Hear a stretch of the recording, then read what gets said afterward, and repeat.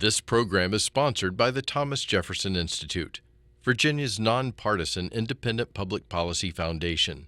The views expressed in this debate are the personal opinions of the participants and do not necessarily reflect those of their organizations.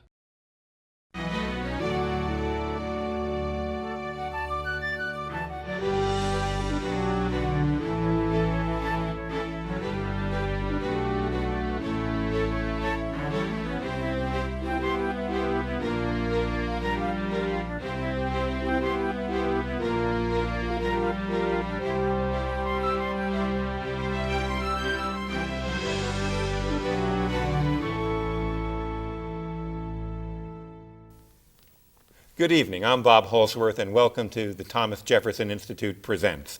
Our debate topic this evening is living with climate change, and we've brought together two of the foremost experts in Virginia to help us discuss this issue.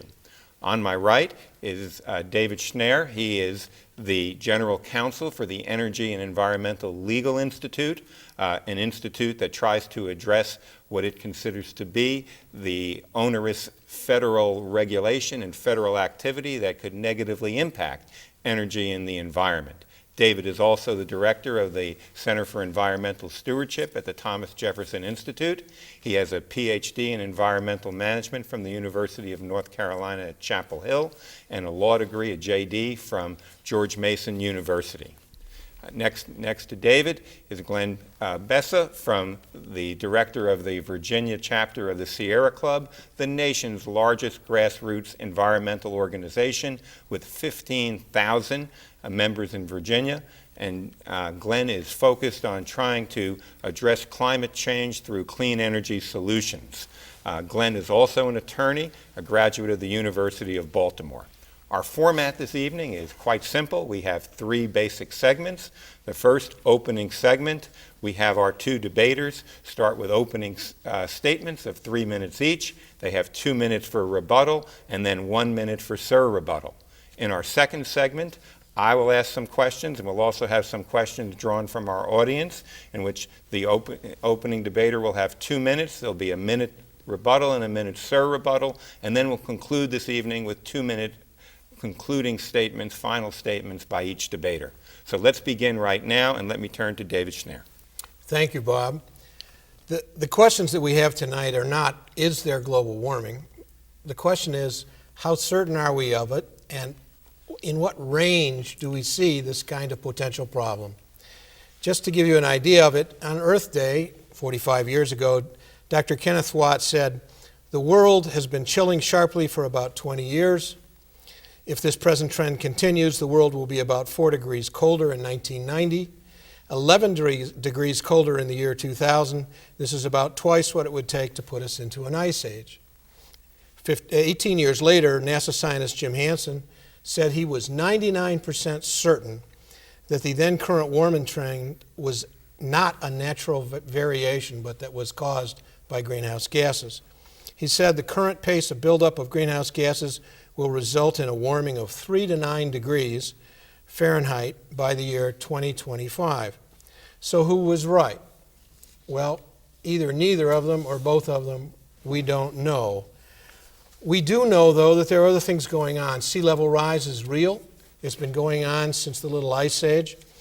And what could happen? Well, the Virginia Institute of Marine Sciences predicts that global warming will cause Virginia to see sea level rise by 3 to 7 feet 100 years from now.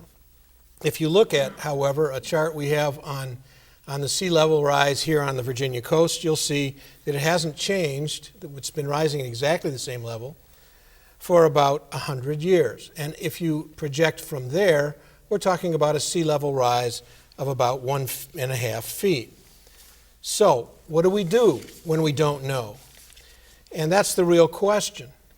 Do we know? According to Judith Curry, chair of the Georgia Institute of Technology Earth and Atmospheric Sciences program, she says, we just don't know. Well, we know some things. We know we're within a range. It may be a very large range, but there are minimums, and we ought to be able to address those. And when we have a solution that can give us protection even from the maximums, At the same time, we need to seriously consider that. Glen and I will talk, I hope, tonight about some of the things that could happen here in Virginia, things that I think everyone could agree make good sense. That'll be our purpose, and that's what I look forward to talking about. Thank you, David. Glen? Yeah. So climate change is real. Climate change is happening. The title of this program is appropriately called Living with Climate Change. I think David and I are going to part company with regard to exactly how much doubt's involved with that. There's a lot of consensus around the fact that we're seeing significant increases in temperature, global average temperature. There's an expectation that we're going to see a 2-degree rise at minimum. That's Celsius. That's 3.6 degrees Fahrenheit by the end of the century. And that really creates some problems. The scientists who are doing the work here believe that if we reach 2 degrees Celsius, 3.6 degrees Fahrenheit by the end of the century, we're going to see a lot of significant impacts. Sea level rise is going to accelerate. We're going to see drought some places, flooding other places, exaggerated weather patterns that are going to cause a lot of discomfort and a lot of costs to us. And I think, as David pointed out, we need to confront what we think those costs are and prepare for those. So I'd like to draw the analogy here because sometimes people say, well, 2 degrees or let's say 3.6 degrees Fahrenheit is not that much. And certainly in the daily swing of the weather patterns we have here in Virginia, that's not a lot. We can go from 20 degrees to 60 degrees on a spring day.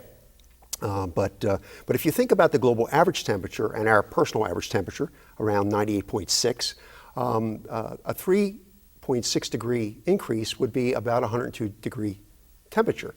And if you're having 102 degree temperature, you'd be feeling pretty lousy, frankly. Might have the flu.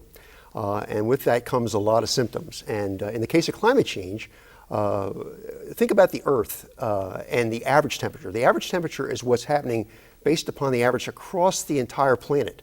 And as a result of those increases, we're seeing things like sea level rise, we're seeing melting ice caps and things like that. So as a practical matter, there's not that much uncertainty with regard to what the base level temperature increases are going to be. The consensus is around a 2-degree increase by the end of the century. And with that, we are going to see some consequences, so we need to get ready for those.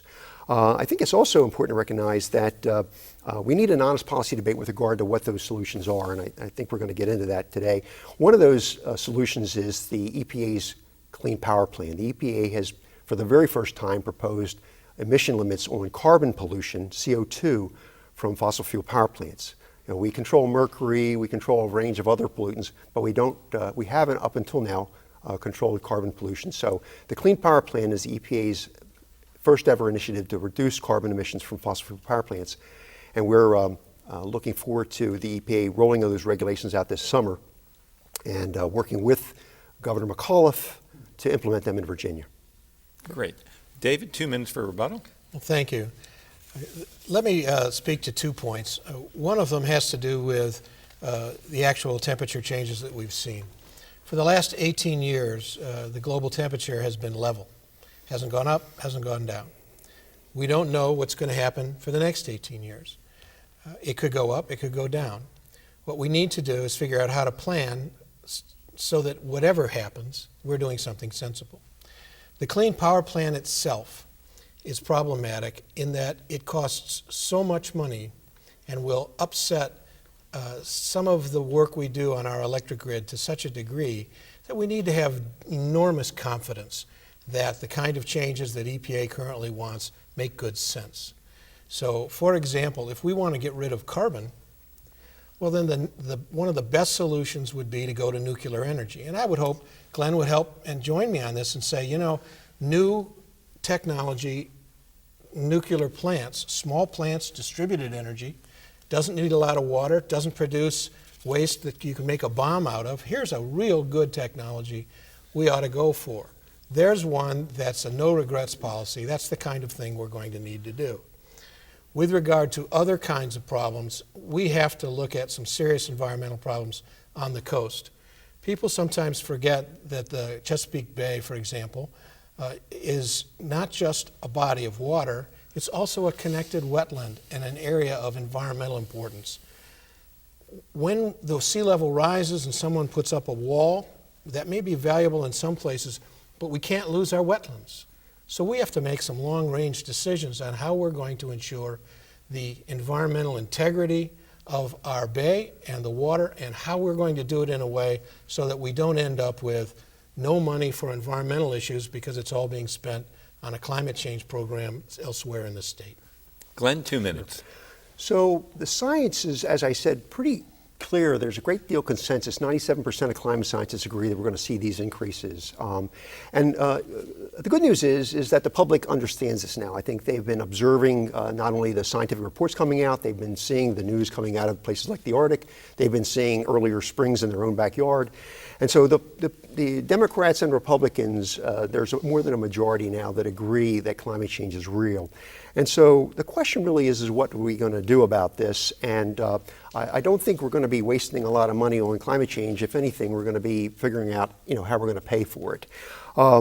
What's important to recognize is that the old saying, a stitch in time saves nine. Well, Nicholas Stern, a prominent economist from England, had done a report in 2006, and there's been some updates since then. But basically, he found that we could divert, if we don't divert something in the order of about 1% of our gross domestic product to addressing climate change, we could see cost impacts of 5% or more, even up to 20%. So the point is that we need to do something now.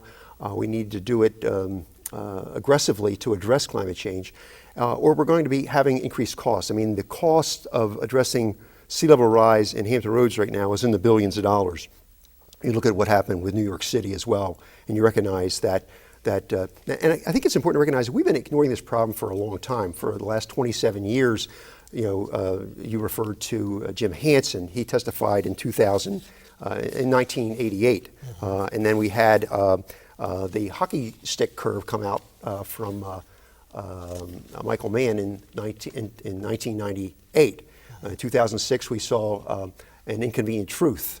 And now here we are, 27 years later, and we haven't really taken much action on climate change, so it's time to act now. Final rebuttal, 1 minute for David. Thank you, Bob. The science is still out. I'm a PhD scientist, and people say, well, you're a skeptic, and my answer is, well, all scientists are skeptics. That's what being a scientist is. And so when you hear a consensus saying, gee, we think this is a big problem, and then you actually look at the real science, and you find out, gosh, the temperature has not gone the way we predicted it would, we have to go back and ask, how are our assumptions doing? Are we really right? And when we're talking about the size of investment we're talking about, we need to have a great deal of confidence. What we have, though, are opportunities to make sensible changes that I think we can all agree on, that will be better for us. Where are we going to put our roads? Where are we going to put our new homes? Which kind of homes are we going to have to abandon? What we need to do in the final call is have a good public discussion about this. And when you do, you find that people are not going to go any further than they have to because of the other expenses they have in life. Glenn, last minute. Sure. The temperature actually has been increasing. There have been some questions raised with regard to how fast, and more research has determined that, first off, it's important to understand 80% of this heat is going into the ocean, and that's where we're seeing these significant increases. And the health of the oceans is a real serious concern we have with regard to climate change. Not only is the CO2 rising temperatures, but it's also affecting the acidity of the ocean. The interaction of CO2 at the surface of the ocean creates an acidic condition, which is causing a great deal of problem with regard to the biology of the ocean. So there's lots of impacts with regard to climate change that we need to be concerned about. We need to get on with this. I mean, it's important to recognize that back in 1988, climate change was not happening according to the skeptics. Then it was not human caused. And then it was maybe climate change is actually beneficial. Then it was, well, why isn't China doing something? And now it's too expensive, and that's what we're hearing. It's too expensive. Okay, well, let's get on with it right now, and let's begin to focus on a couple of issues that we have right here in Virginia. And let's go to one that you raised in your opening comments, David, and that's sea level rise. Clearly, we've had a number of studies looking at this right now. We've had major hearings. We've had the Senate come down, some of our senators holding hearings in Hampton Roads, and everyone is concerned about what the implications are. It has some implications for residents and flooding, for our military installations there, and for the tremendous tourism that this contributes both to the enjoyment and the economy of Virginia. In your stance right now, what should Virginia be doing about this sea level rise in the public policy arena? Well, Bob, I think the critical aspect that we need to look at is what time frame do we do things on? If we're looking at a 1.5 foot increase over the next 100 years, that's really not that different than, say, a 3 foot increase over the next 100 years, because the planning that we have to take for that has to be done now and has to be done in a sensible manner. And if you're trying to move things to a ground that isn't going to flood, we're talking about 150 feet, 200 feet difference. So there are ways to look at this and say, if we're going to build a new major road, let's put a road somewhere where 300 years from now, that'll still be a good road. No reason not to look at it. Here's the tough part. Someone has a house down near the floodplain or on it. It gets flooded every 3rd year. They pay insurance, or we pay insurance to fix it. There comes a point in time in which we have to say, look, that's the future wetland. We have to realize we have to have that wetland because that's what creates value in the bay. And so we're going to have to make some very hard decisions there. With regard to the military installations, let me give you a very quick story. In Chicago, 100 years ago, the city was built on mud. A man had his head above the mud and all the rest below him was gone. Someone had said, do you need some help? And he said, nope, I have a very fine horse underneath me, I'll do fine. And the reality was that in Chicago, they went and lifted their buildings 14 feet up using mechanical techniques, and in so doing, backfilled. Now, we won't do it quite that way, but you cannot, and I was in Norfolk on an aircraft carrier in my Navy days, you can't just move Pier 11. You've got to do things that will make sense on some of that heavy infrastructure. But on the environmental side, it's going to be necessary for us to take time, find out where we can do something, and make sure we set aside funds and land to do it. Glenn, 1 minute. This is an area where David and I agree. We don't agree with regard to what the sea level rise projections are. VIMs do a lot of good work, and when they say 3 to 5 feet, I think we need to be thinking 3 to 5 feet with a fudge factor on top of that. But when you look at the science and you come to some policy agreement with regard to exactly what you need to plan for, then you need to be looking at roads and infrastructure. If you're going to build a house, it's going to be there for a while.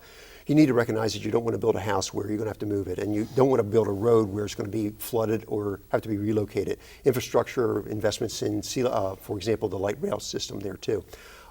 We need to be thinking about that. So this is one of those areas where you also have to decide where you're going to retreat. There will be some places where we won't be able to defend them. We're going to have to retreat from those areas.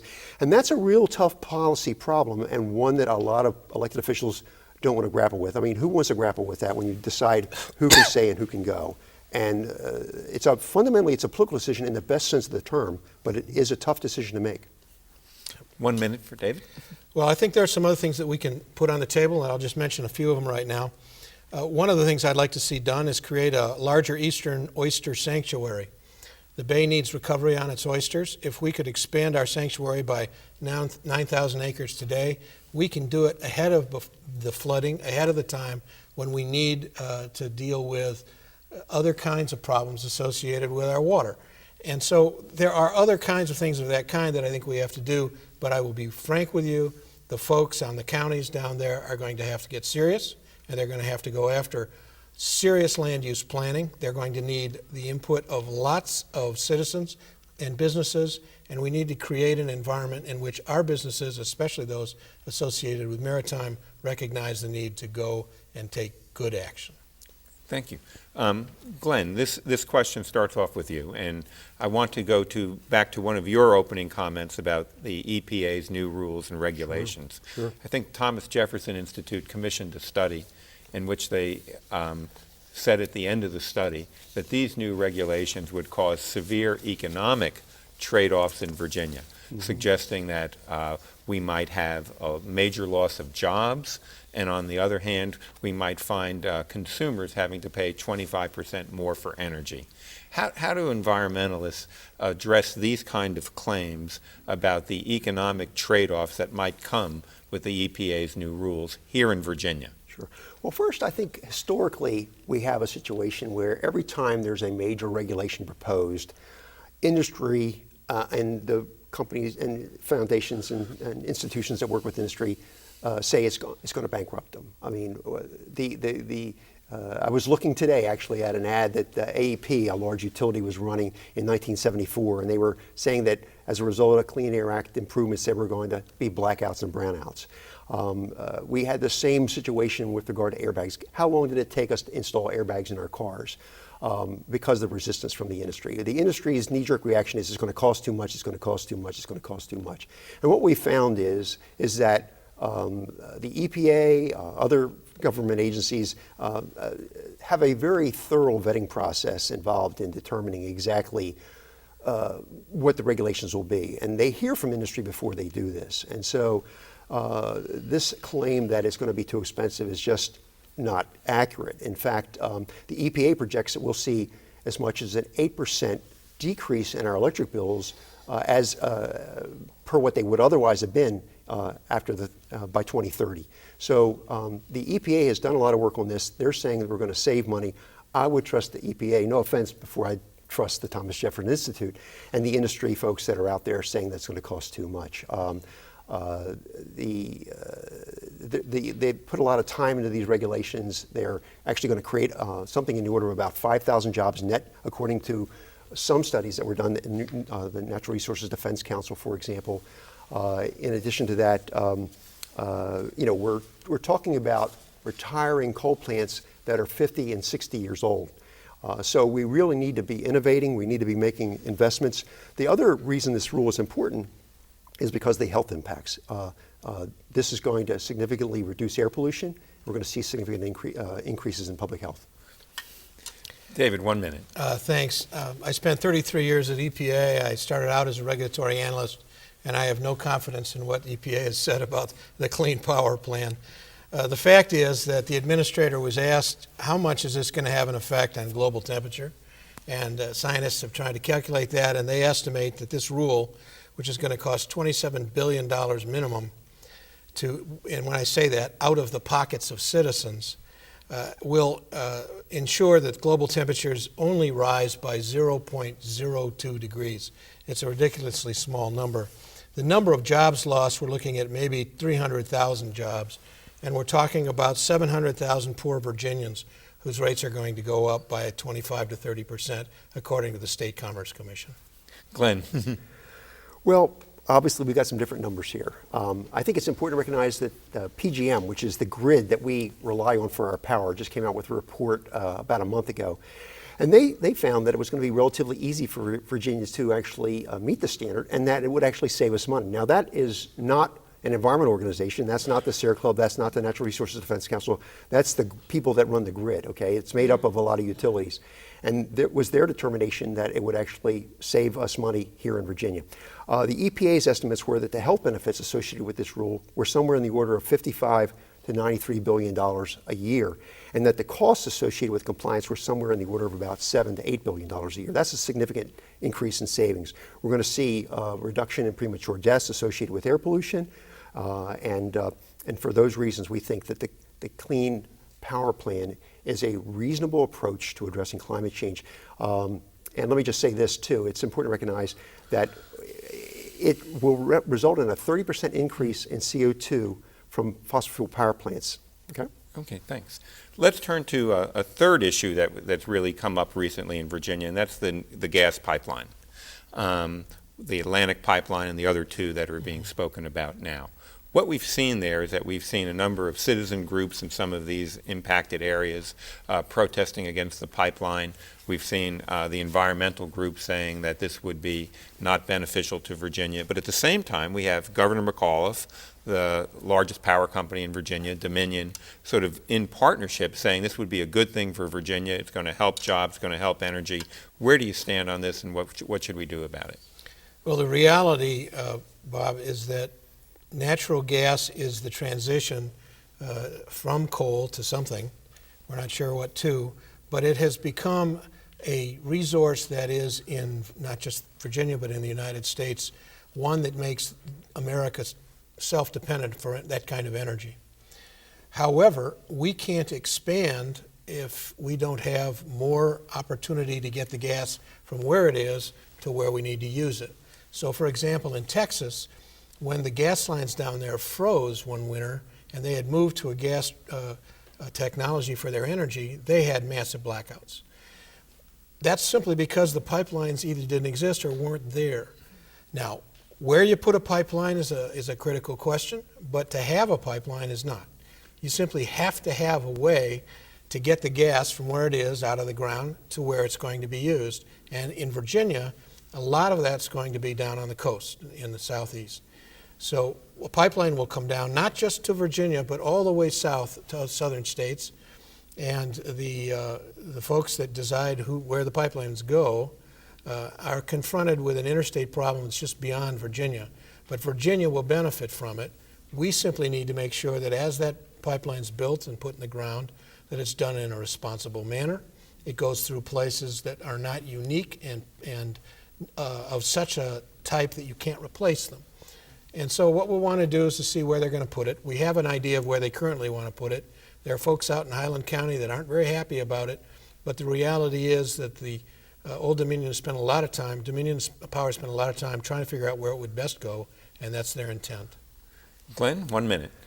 I think what we're seeing with natural gas is sort of what I guess I characterize as sort of a fracking frenzy. There's just a tremendous amount of interest in the industry in getting as much gas out of the ground as they can, as quickly as they can.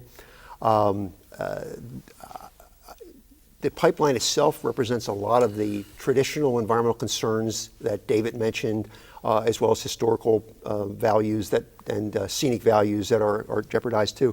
But one of the problems we have with the natural gas pipeline is that there is this over-reliance on natural gas as a way of meeting the Clean Power Plan. And if you look at Dominion Virginia Power, which is the proponent of one of these gas lines, their plans with regard to how they're going to meet our electricity demand rely almost entirely on natural gas.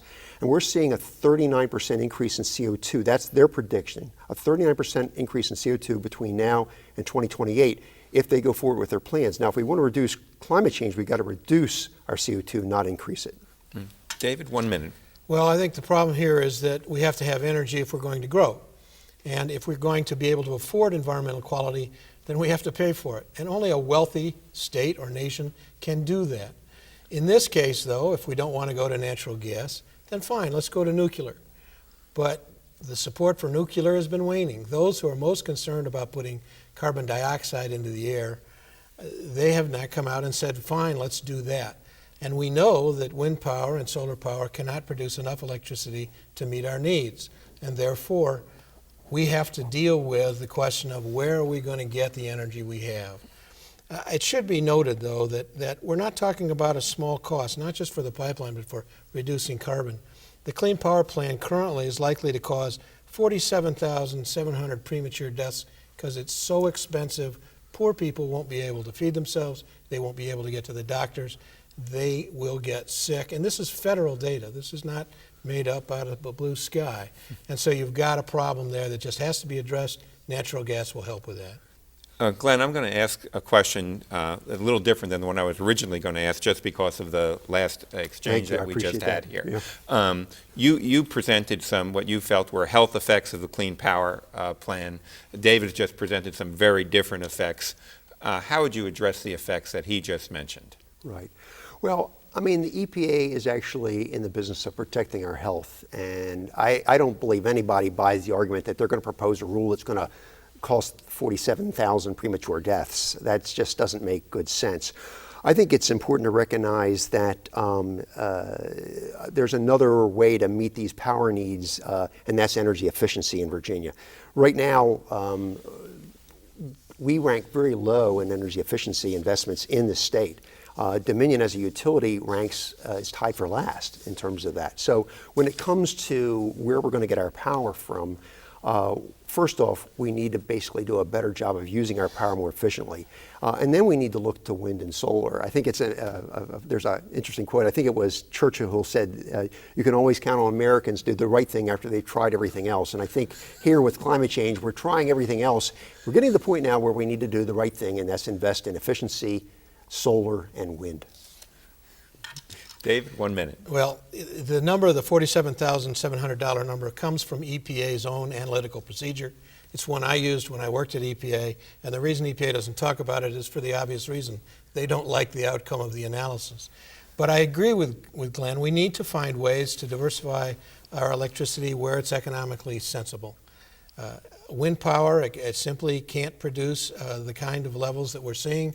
We're seeing states all across the country, North Carolina is just doing it right now, reducing the amount that they're going to require from wind because they realize they can't get it.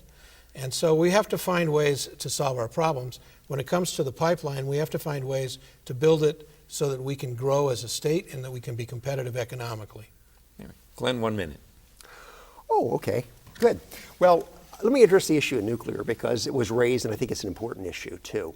This Sierra Club is not a big fan of nuclear, and most environmentalists are not. There's a lot of problems associated with nuclear. I think if you look back at Chernobyl and more recently Fukushima, you can see that when things go wrong, they go seriously wrong.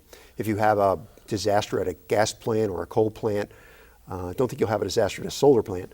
The consequences of a nuclear disaster are just too much risk. With respect to Virginia right now, Dominion is proposing to build a nuclear reactor on the North Anna Power Station. They have 2 nuclear reactors there. They just had a significant earthquake in 2011 that shut those plants down, cracked the Washington Monument, cracked the National Cathedral in D.C. And so from our standpoint, investing in nuclear is too risky and it's too costly. One of the reasons why the State Corporation Commission thought that the Clean Power Plan was too costly was because they were factoring in a nuclear power plant, which Dominion says could be $10 billion or more. Right. David, let me try to sort of broaden that discussion just a little bit, that many political figures, both in Virginia and the nation, take this position where they claim that what they'd like to see is an all-of-the-above policy with respect to sources of power that we're going to use. Where do you stand on that, and how is that going to contrast? We'll see from Glen with what you might say here. Well, the interesting point is what they really mean when they say all of the above is that they mean all of the above the ground, which means no coal, no natural gas. The reality is that good engineers come up with good ideas, and that's what engineers do for a living. And one of the great advances in engineering today has to do with small package nuclear power plants that don't use a lot of water, that are not risky, that don't produce materials that could be used to create a bomb, and that have been used in the United States Navy, for example, for over 40 years and not a single accident. These are the kinds of methods that we think need to be addressed and the kinds of solutions we think will help. Now, can you use wind? Yes. How much? Well, we've not seen it grow more than 2%, and this is an industry that's been heavily subsidized for 20 years now. So if a subsidized industry can't get off the ground, how can we rely on it in the future? Natural gas, we're going to see, is going to grow for a while, but we do need to look at alternatives wherever they come from, and if they are cost effective, let's take care of that. Coal remains and will remain for quite some time an important part of our national economic and electric grid. Glenn? Well, we have a much different interpretation of what politicians mean when they say all the above, because from our experience, when they say all the above, they're not talking about above ground, they're talking about below ground. And if you take a look at our 2 U.S. senators, for example, they're for offshore drilling for gas, they're for the pipeline. And while we respect those senators for recognizing that climate change is real, we also are concerned that that pathway to relying on fossil fuels is not the right way to go. In fact, if you look at those models that the climate scientists are using, what they're saying is we really have a pretty small carbon budget right now. And we're going to have to keep a lot of that fossil fuel on the ground. Every time I read the paper about a new oil strike or a new gas strike, one of the things that's missing is the impact that using that coal or oil or gas will have on the environment. In fact, the best estimates are that we may need to keep as much as 2/3 of that carbon in the ground and not burn it if we're going to avoid the worst conditions with regard to climate impact. 1 minute, David. Well, I think it's important to keep in mind that when top scientists like Judith Curry say, we really don't know, when Pat Michaels comes out and says, Dr. Michaels was the state climatologist for a number of years, comes out and says, look, it doesn't look like that the models on which EPA base its decisions are accurate, and we can show statistically they're not. We have to ask ourselves, all right, how serious a problem is this? And are we going to sacrifice our economy on the back of the fear? And so what I'm suggesting is that we look at solutions that are no regrets. Let's do the things we can that make good sense, but let's not cut off our nose to spite our face. We have the need for energy. We are going to grow. We will have to find ways to create energy that makes good sense. And if we're going to use good sense, then what we cannot do is take the worst case scenario and say that's the basis for what we're going to do. Great. Well, we have a set of questions from the audience now, so let me begin with Glen. On the issue of temperature, why is there disagreement on temperature over the past 20 years? Shouldn't the facts be pretty clear? Well, there really isn't a difference over that. I mean, I guess the models are models, but at the same time, they all converge around certain conclusions, and we learn as we go. But the point here is that there's thousands of scientists working on these questions, and they have come to a consensus. 97% of climate scientists are of the consensus that we're seeing sea level rise, that we're seeing significant temperature increases, that we'll see them in the future, that we're seeing them in the ocean, not just in the air, and that the oceans actually drive a lot of our climate and our weather. So the point is that we are seeing increases in temperature. I think not only does the science say that, but people notice that themselves. They see spring coming earlier.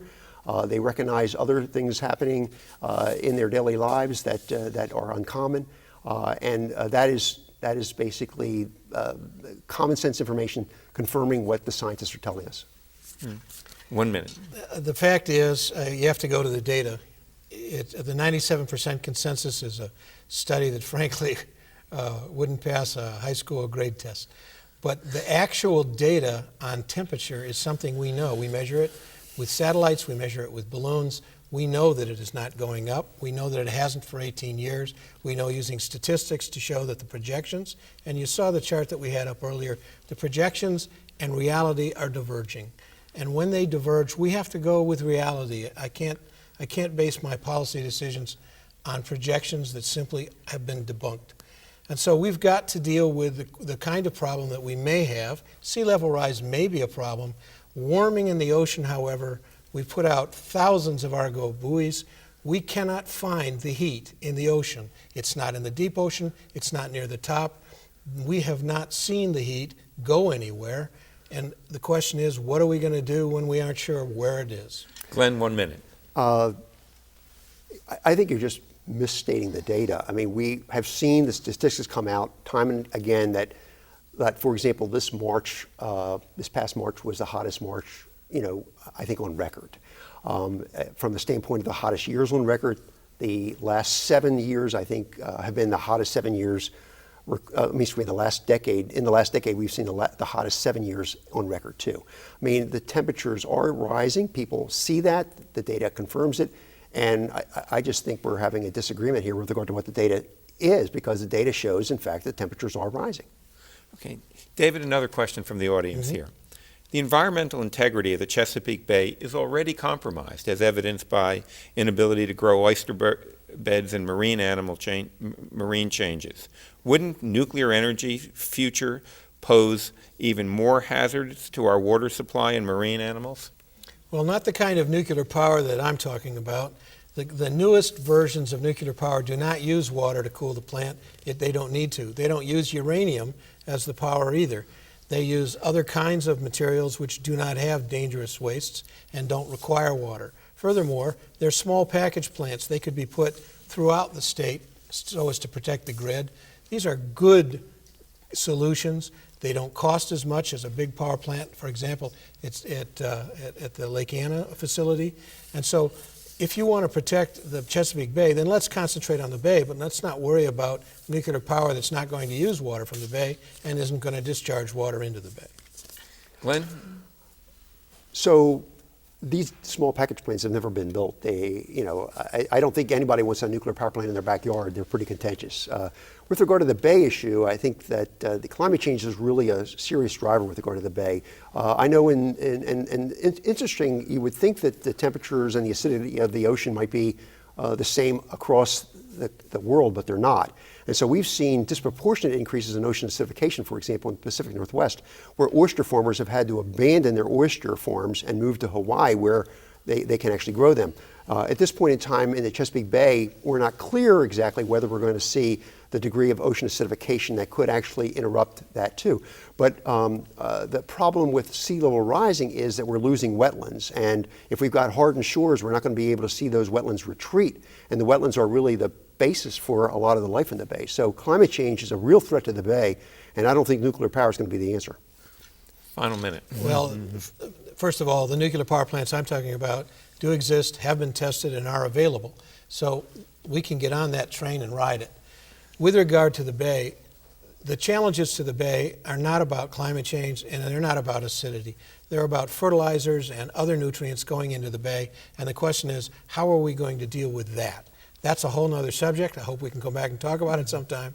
But as far as climate change goes, the real challenge we have is we're not sure what's going to happen, and so we have to take steps we know we can take that make good sense, steps that, regardless of how bad or how not bad it might be, still make good sense as we move forward. Right. Glenn, here's the next question from the audience. Speculation about a 3 to 7 foot sea rise increase is composed not only of water rising, but also land sinking, according to news reports on the studies.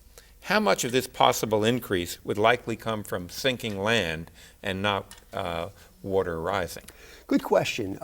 The subsidence of the land is due to a couple factors. One is there was a large meteor strike, or some large celestial body crashed into the mouth of the bay and jumbled the rocks up. Then in addition to that, you've got the issue of water withdrawal, which is a pretty significant issue down there too. You've had a lot of water out of the water table. Those two are contributing to the subsidence. That, I think, of the total 5 to 7 foot, that's more like about a foot, foot and a half total, and that's relatively constant. What we're seeing with the sea level rise is an acceleration in the rate, so it's not a constant, it's not a straight line like the subsidence, but because of increasing climate change, we're seeing an acceleration in sea level rise, so most of that 5 to 7 foot is coming from coming from climate change. David? Yeah, Glen's right.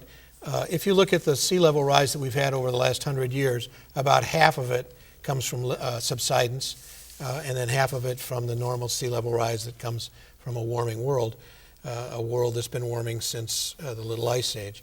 With regard to the potential for significant increase after that, that's all just a good question, but it's up in the air. What's important to understand is that even if it was as bad as the worst estimate, we can make decisions today that will affect how we use our land and how we make our choices, so that we can make ones that it just doesn't make a difference whether it's a foot and a half or 7 feet. We can make the kind of land use choices that would protect us in a sensible manner from any one of those. Glenn, 1 minute. I just saw in the paper today, North Carolina is taking a slightly different tack with regard to this. The development interests down there don't want to admit that they're going to see a 5 to 7 foot increase, because it's kind of hard to sell real estate when a person's going to buy a house they would expect to live in for more than 30 years.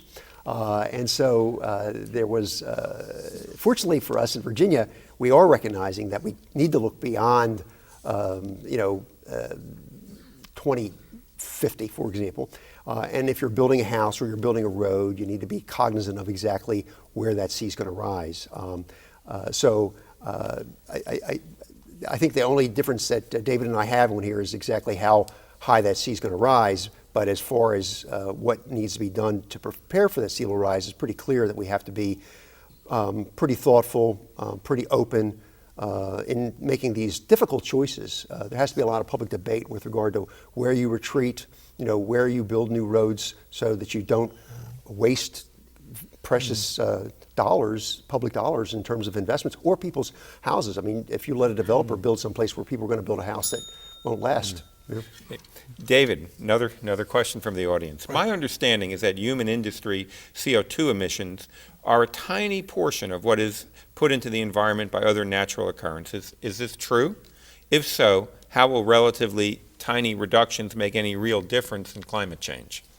Well, the reality is that the carbon cycle is understood. One good forest fire will put more carbon in the air and more particulate in the air than the entire industrial complex of the United States. And so if we're going to make an investment, maybe one of the investments we ought to make is in better care of our forests and how we manage them. But in reality, the CO2 increases that we've seen do reflect human activity. The question is, how important or how significant is that? And so when we look at what we can do in this country, if you shut down all of the coal-fired power plants in the whole United States, its effect on climate change and on temperature increase would be marginal, in fact, unmeasurable on a normal thermometer. Why? Because, whether we like it or not, India and China said they're not going to do anything about it. They're going to think about it in 20 years. They're going to think about it in 30 years, but they're not going to change what they're doing, and they're building new coal-fired power plants on a weekly and monthly basis. Glenn? Earlier, David criticized the Clean Power Plan for not showing significant reductions in temperature. It's clear to recognize that that's true with respect to the point he just raised, and that is that what we're talking about the Clean Power Plan doing is reducing CO2 from fossil fuel power plants by 30% by 2030. That is just a small part of the carbon that we're emitting across the globe as humans. The good news is that because of the recognition of the problem of climate change, both India and China have come on board with regard to making reductions. Most recently, I believe was in January, the president announced a major agreement with China with regard to significant reductions, and they're planning to move away from carbon as well. India, not quite as far along at this point in time, but there is going to be a conference in Paris this December where all the countries are going to be laying on the table, in fact right now, what they expect their emission reductions to be. David, 1 minute. Yeah, the problem is a promise that I'm going to think about it in 20 years is entirely different from actually forcing coal-fired power plants to turn off their engines here in the United States. The reality is we're going to see carbon levels go up. What we don't know is what it's going to mean. And so when we talk about making major investments in American infrastructure at a time when we're trying to also be economically competitive in this world, we can't have all the money we would spend on environmental quality otherwise go exclusively to dealing with a potential problem or a potential non-problem. And so when we look at some of the things we can do, we ought to look at some of the things that make good sense.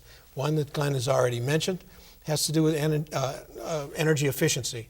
And energy efficiency can be extremely valuable. Redoing buildings in New York City is a terrific buy. And there's a good reason for us to do some of that. But are we going to stop coal-fired power plants? We need them. We can't. We have one final question I'm going to be able to have time for from the audience, but I just want to give you 1 minute each. And Glenn, this question is, what's the cost to a Virginia family for the EPA's Clean Power Plan versus alternatives? Okay. Well, according to the EPA, we should see as much as an 8% reduction in our bills that we would otherwise see by 2030. At the same time, we would expect to see a net increase of 5,000 jobs in Virginia as a result of the investments in the Clean Power Plan, and along with that, significant reductions in health costs. Great. David. Our analysis suggests, and the State Corporation Commission's analysis suggests, the costs are going to go up for the homeowner about 25 to 30%. We're going to be looking at losing somewhere around 35,000 jobs. And I think what's important is there are 25 governors, 22 attorneys general, 7 state legislatures, 13 public utility commissions, and 12 environmental departments that all believe that this clean power plan is illegal. And if it is, and we've expended a lot of money on something that we're going to have to go back and redo again, we are in real trouble, which is why a lot of folks, including the governor, have said, gosh, there are a lot of problems with this rule. We need to make sure that we're being treated fairly. It's why the Senate Majority Leader has said, maybe the time now is just to wait and see. Let's see if it's legal. If it's legal, then we can go forward. If it's not, we're going to have to go back to the drawing board. And for Virginia, what we don't want to do is make commitments that cost us money we otherwise wouldn't have to spend. Great. Now, let's turn to our final statements, our closing statements, and by the coin toss, David, you're going to go first. Thank you, Bob. Our challenge here is to find things that we can do together. Our challenge is to find things that we can do that make sense for Virginia, things that will allow us to be in a position to take care of ourselves if there is a significant increase in temperature, if there is a significant increase in sea level rise, but also does not expend money that would be wasted if there isn't. And so we have a challenge in front of us. It's not going to be easy. We're going to have to tell, for example, some people that we won't insure their homes anymore if they're putting them in a place that clearly is going to be inundated by water. But we are going to be able to make other easier solutions available. I think the bio-wetlands program, where nonprofits can invest in purchasing land that we will make sure becomes wetland, is a great idea. And I think we would support that. But the reality is what we cannot do is sacrifice an economy on the back of concerns about a problem for which, as Judith Curry put it, we just don't know.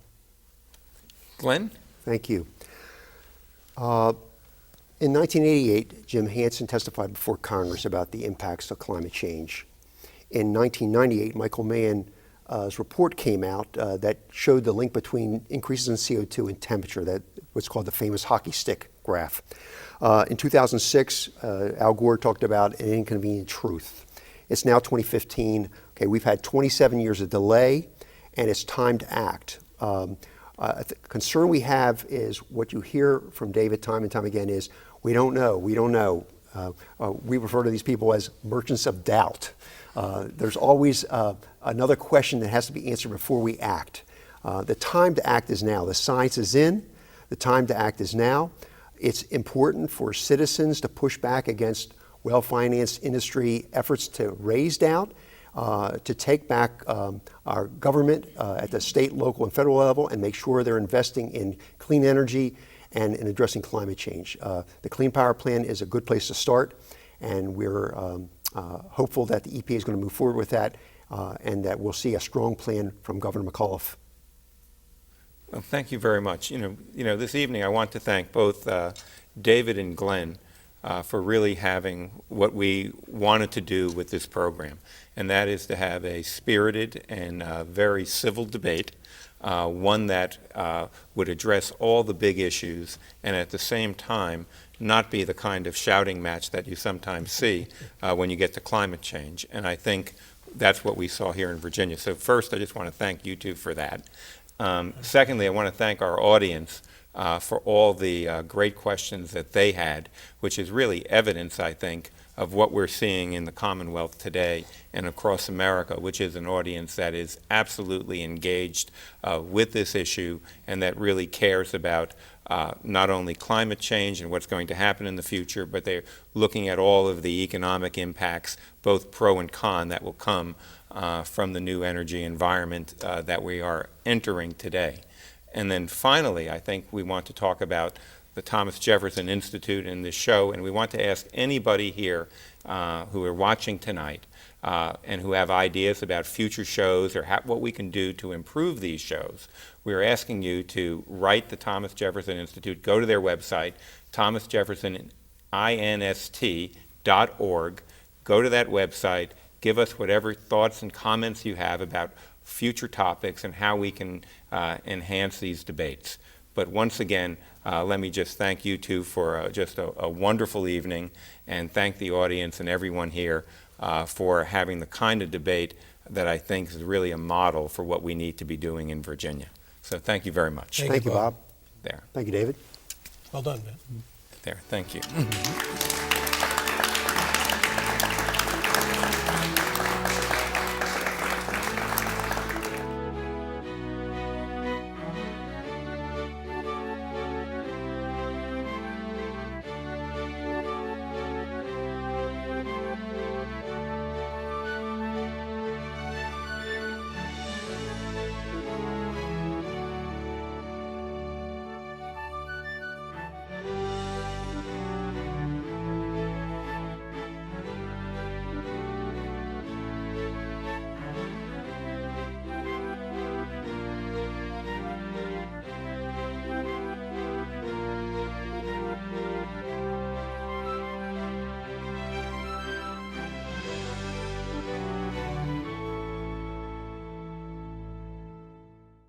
This program is sponsored by the Thomas Jefferson Institute, Virginia's nonpartisan independent public policy foundation.